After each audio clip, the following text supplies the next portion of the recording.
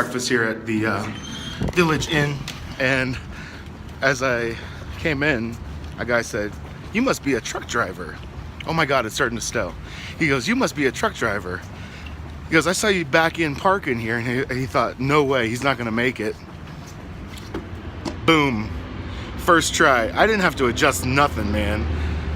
I don't understand it. Guys, this is a PSA, okay? Put pride in your parking.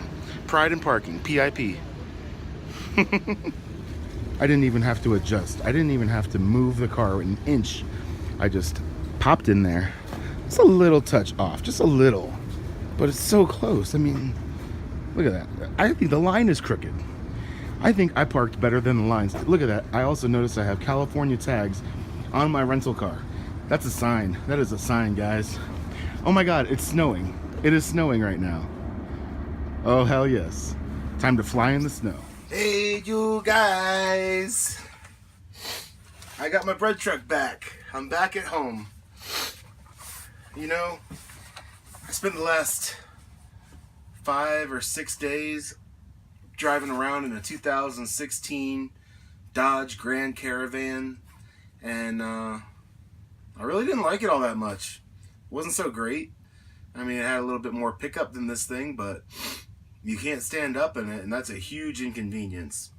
I'm very happy that my first rig that I'm building, I can stand up in. I got tons of room in this thing, so I'm really happy about that. And this truck has got a lot of potential. You know, I talked to the guys over at the Cummins Service Center, and they gave me a death sentence. They said this truck is obsolete. Parts are obsolete. You can't get anything for it. They put a Band-Aid on it, and they sent me on my way. Well, they just weren't the right guys to work on it. They didn't care to touch it. They didn't want to. Even though it has a Cummins motor in it, they still didn't take any responsibility for my truck running right or functioning properly or even my safety. So I'm not worried about it. I did find the right place to go to. I went to a place called All Fleet Services in Denver, and they took care of me. It wasn't cheap, but I don't think it was out of line either. They had to replace a brake booster that was causing my power steering to fail and my brakes to leak. Those two things are kind of important. I can do without power steering. I'm strong enough to wrench it around. It's not nice, but I can do it. But brakes, you have to have brakes. It's pretty simple. So it's a bit of a mess right now. I've been away from this truck. I had tossed everything into the rental. So I'm going through all my stuff and organizing. Right now, I'm outside of RV Interiors by Donna. I spoke to them a little while back while my truck was at Cummins, and I spoke to them about maybe wiring a third battery with an isolator and a little power block that I could tap into and run all my 12-volt stuff so that I can easily charge on the road and use my motor while I'm driving to operate all my electronics. So that's what's going on with that. I just wanted to kind of bring you guys inside the bread truck and give you a little bit more of a tour of what the inside of my truck looks like right now. I haven't done a very good job of documenting what it's like to boondock, and this is it. I'm confined to this room. It's 14 by, I believe, 8. 14 by 8. Something like that. 14 by 7, maybe. The cab up front, I kind of leave alone because it has windows everywhere. And in the small experience that I have boondocking, it's a good thing to not be seen at all. The couple times I've poked my head out, I got outside and was taking pictures of my truck, I got found out and I ended up moving because everybody was watching what I was doing.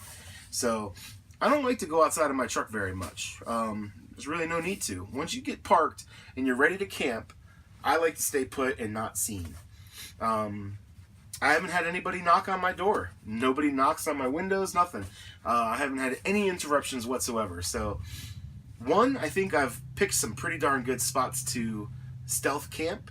And two, I think the truck is pretty innocuous. Is that a good word? It looks like a commercial delivery truck. So I wouldn't park this in a residential neighborhood. That would set off red flags or red lights or whatever. I keep this thing in commercial areas where nobody even looks twice at it.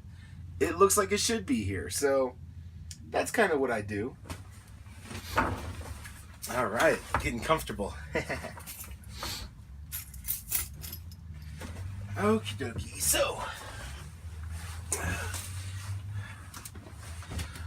So let me explain about my videos just a little bit. It's very time consuming to edit a video on the laptop.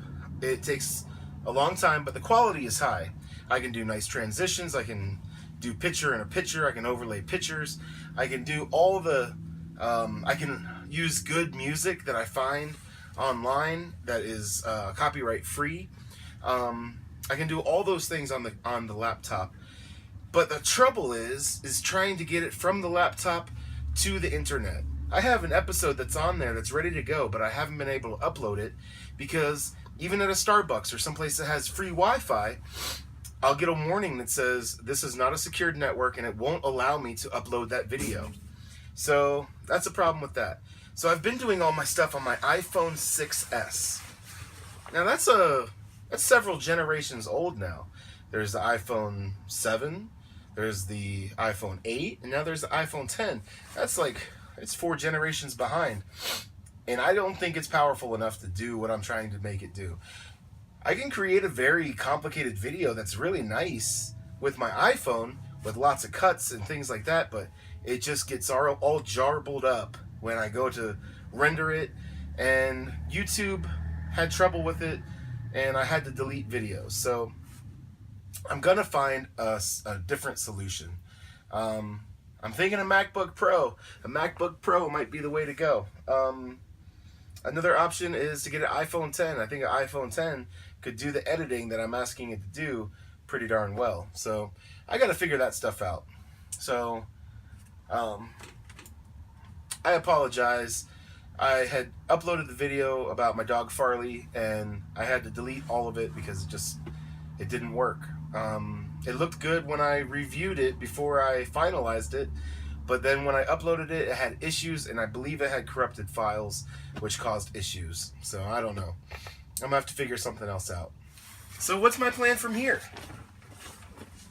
My plan from here, I'm still in Denver, Colorado.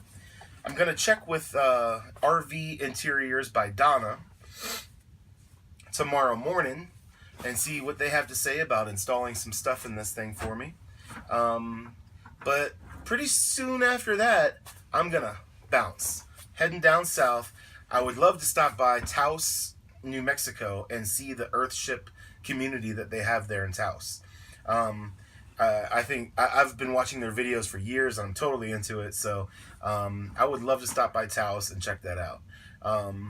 That would be a good stop on my way to San Diego, California, where we're going to work on this truck a little bit more and make it even better. So that's my plans. I've had enough of Denver. Colorado is an awesome place.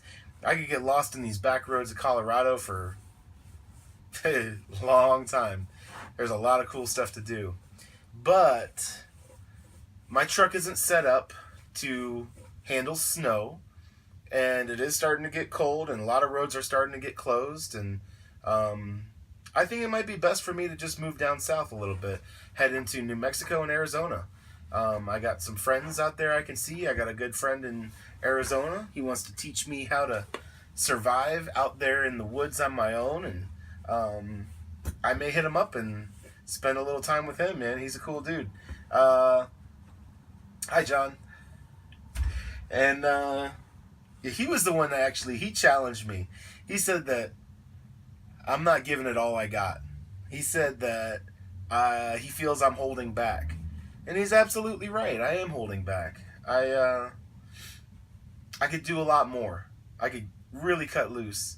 I need to feel out what I'm capable of. So I would love to meet up with John and spend some time out there in Arizona.